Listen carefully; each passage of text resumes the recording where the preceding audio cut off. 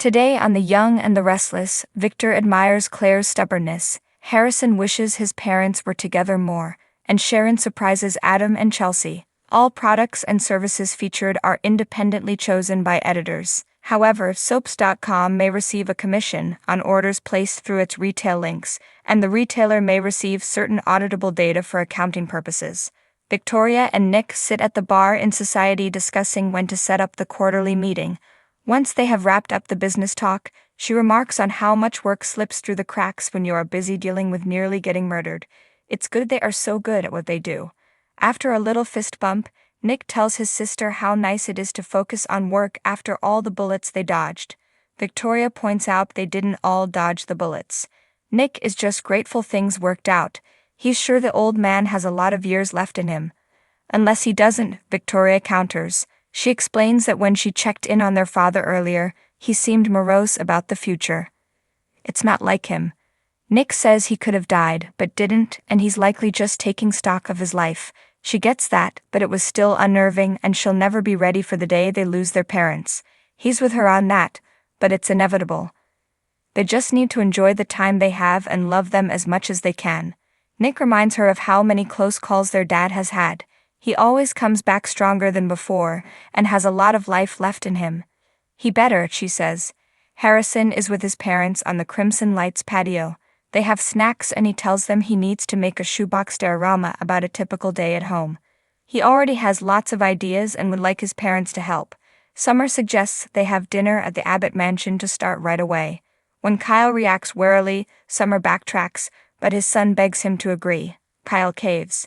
Harrison is sure that his friends will be doing dioramas about playing games, but he wants to do one about his family sitting around the dining room table. His favorite part of the day is when they eat together. Laughing, Kyle is sure Jack will love that. Harrison adds he loves it best when his mom is there. Summer loves that but points out that's not typical. Harrison seems disappointed, so they assure him he doesn't need to change a thing. Awkwardness ensues, but Harrison is super excited. He wants to put Mrs. Martinez in the diorama too. Kyle hands him money to run inside and buy her a treat. Summer apologizes to Kyle if she infringed on plans he had for the night. He admits he was supposed to have dinner with Claire and Victor, which is likely why he's happy to have a reason to get out of it.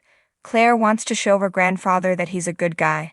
Summer had no idea they'd reached the point where they require Victor's blessing. She can't recall them going to extremes to win her grandfather's approval. Kyle points out Victor's opinion of him has changed since then. His ex says it looks like things are getting serious with Claire. Kyle asks if that will be a problem, but Summer assures him it won't be. She's happy for him as long as he's happy, and Claire is better than Audra. He goes on about how Claire is the most incredible woman he's been with, but then apologizes if that sounds like a dig at her. It's just fresh, and he's excited about the future. Harrison returns with a cupcake for Mrs. Martinez. It's his favorite kind, and his mom teases that he must be planning on having her share it with him. Claire wanders into the new ranch and surprises Victor as he's looking at his tablet. As she takes off her coat, they chat about her work ethic and all the wonderful work she has been doing at Chancellor.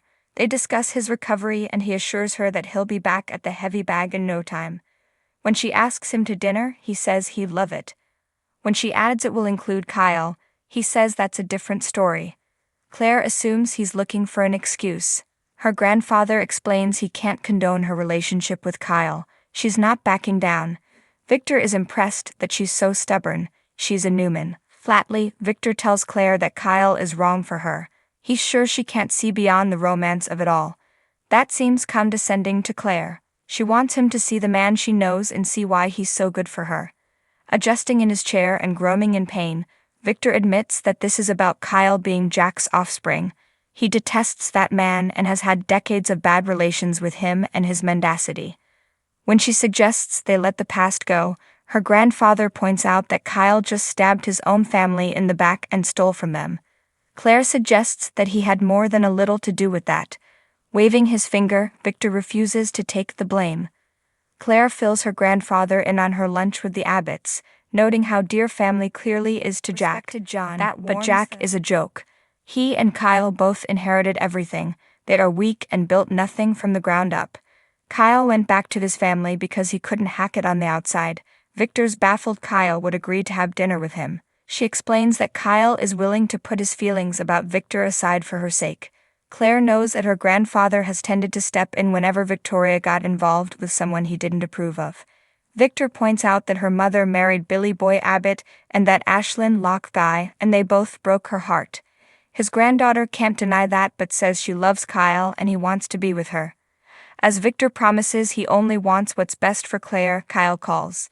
He hopes she hasn't proposed dinner yet and explains he can't make it. He and Summer have to help their son with an art project. Claire wouldn't want to get in the way of that. Besides, dinner has been a hard sale. This is no surprise to Kyle. Claire is not giving up and suggests they reschedule. Once she hangs up, she tells Victor he's off the hook for now and why. He warns that Kyle will always put Summer and their son first. The world is opening up for Claire. What can she see in that guy? Claire says he makes her feel safe and loved. That's what she assumes her grandfather wants for her, so she won't give up. Smiling, Victor says she's as stubborn as he is, but he warns that Kyle will not change. Back at Crimson Lights, Summer, Kyle and Harrison plan to meet up later and work on the diorama. Pulling his parents into his arms, Harrison tells them he loves them. They are the best mom and dad ever. Adam is at the ranch calling for his son. Chelsea walks in sucking her fingers as Adam complains their boy polished off his favorite chips.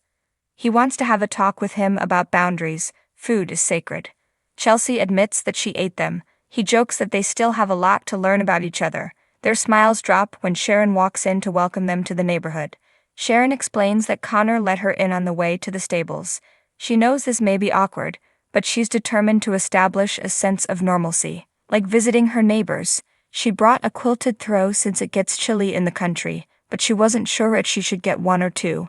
Chelsea leaps into insisting they won't be sharing and makes it clear they're not a couple. Apologizing for seeming nosy, Sharon reminds them they have found their way back together in the past.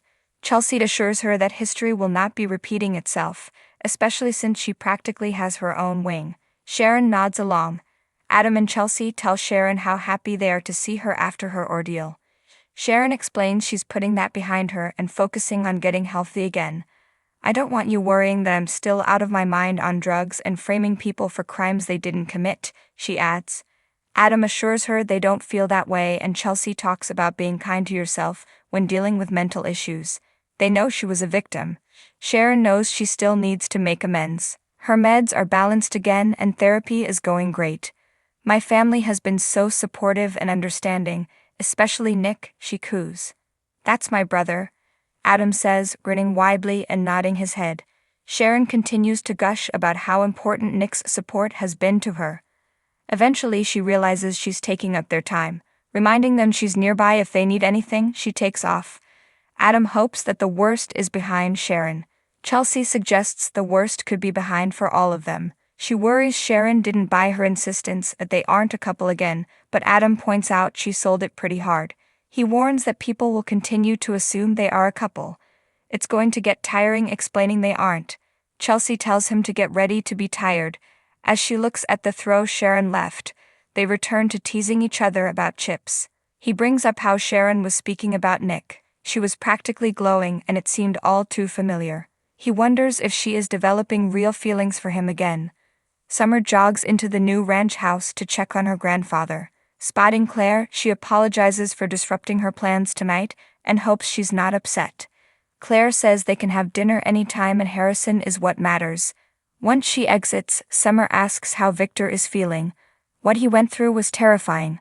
Victor is glad she wasn't there. She knows he was quite the hero, but wishes he would promise not to do that sort of thing again. He insists he will always do anything to protect his family. Back at Society, Nick tells Victoria how much of a toll the ordeal with Sharon took on Faith. He couldn't be prouder of how tough and resilient his daughter has been. Victoria asks how Sharon has been after her roller coaster. Nick thinks she's amazing. What she went through would have broken most people. He only hopes that her recovery is genuine and she's not masking what's really going on. His sister is sure she now has the chance to get back to normal. Nick says she knows that she can lean on him and the kids for all she needs. He hates what Ian and Jordan put her through, along with everyone else. I only hope Ian and Jordan are rotting in hell now, he says. Victoria is sure they are. As they hug, Claire walks in. Nick exits and Claire immediately asks her mom for help. She needs to know how to win a fight with Victor Newman. Her mother assumes this involved Kyle, and Claire explains she tried to set up a peacemaking dinner but it didn't go well. Victoria isn't sure there's any way to fix this. There's a good chance Victor will not approve of anyone she gets involved with. Not willing to leave it at that, Claire vows to prove to all doubters that Kyle is her perfect man. Good luck with that, says her mother. Kyle and Harrison arrive at the Abbott manse with bags full of stuff for making his diorama. He asks his dad if he's happy that Summer is coming over. He knows they used to fight all the time and asks if they just pretend to be nice to each other when he's around. Kyle points out that he let her finish his cookie. Would he let someone he didn't like eat his cookie? Laughing, Harrison realizes he wouldn't. The boy wishes it could be like the old days when the three of them were always together for everything. Nick arrives at the ranch, happy to see Summer and Victor together. He learns Summer and Kyle are spending time together with Harrison, and listens as Victor goes on about how important it is for a child to see their parents connecting. For example, he thinks Chelsea moving in with Adam is wonderful. Summer hopes he's not implying she should move back in with the Abbotts, because that's not really an option. Victor teases that he wouldn't wish that on anyone. After Summer gives her granddad a kiss and exits, Nick shoots his father a disapproving look and asks, "Did I just hear you encourage Summer to get back together with Kyle?" Next, on The Young and the Restless, Victor defends his actions, Nate struggles to reunite Emmy and Damien, and Diane takes matters into her own hands.